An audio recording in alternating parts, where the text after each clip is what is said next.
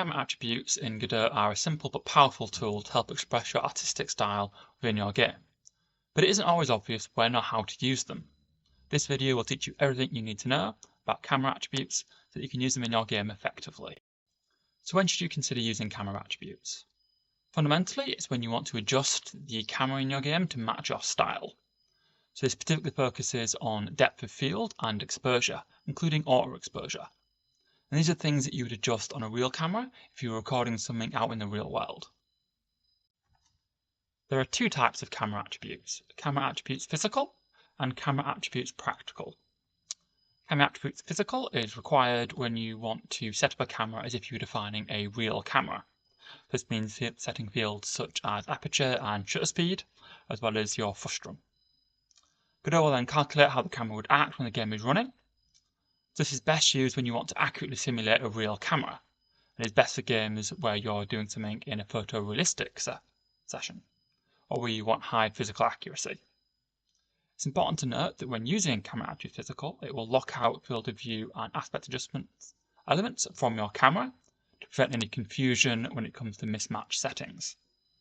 In contrast, we have camera attributes practical, which is a simpler approach where you can directly set the settings that you want, such as auto exposure sensitivity, as well as the near and far field depths of view. This is the recommended approach for most games, as it's simpler and you can use the same arbitrary units that the rest of Godot uses. So, how can you actually use camera attributes within your game? They can be set on any camera 3D node, unfortunately not 2D, and they can also be set on the world environment. So if you look on your world environment, you can see we have a camera attributes field, and we can then select either practical or physical. Because I'll select practical. Opening that up, I have the access to the depth of field blur, the exposure, and the auto exposure. It's really easy just to play around with this. If I press far enabled, I can then adjust my far field of view, and similar for the near. Actually, getting the balance between this is part of the style element of your game. You can also adjust how long it takes to transition between the in focus and far and in focus and blurry. And you can actually adjust the amount that the blur impacts it as well. In a similar vein, you can adjust the exposure to make things seem more bright, as if more light is hitting your camera, and then the auto exposure can be useful when you're moving between indoor and outdoor scenes, as it allows the camera to actually reflect the light levels that are in the environment.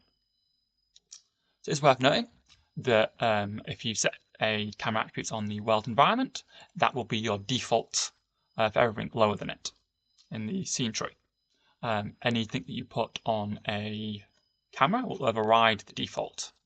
A useful thing about the default, as you can see here, is it also applies to the editor window, which allows you to easily preview and adjust the settings that you're using. So what are the limitations of camera attributes? So aside from the fact that they're 3D only, some settings require the physical light unit to be enabled, which you can do from project settings, and then searching for physical. And then the rendering lights and shadows, you can simply turn it on. It does require a restart of Godot. On top of that, we also have the limitations on depth of field not being supported in the compatibility rendering mode.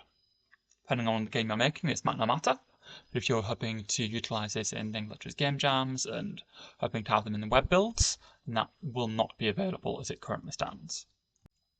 So that's everything that you need to know about Godot camera attributes. Is there something I missed? If so, drop it in the comments and I'll respond to let you know a bit more about it.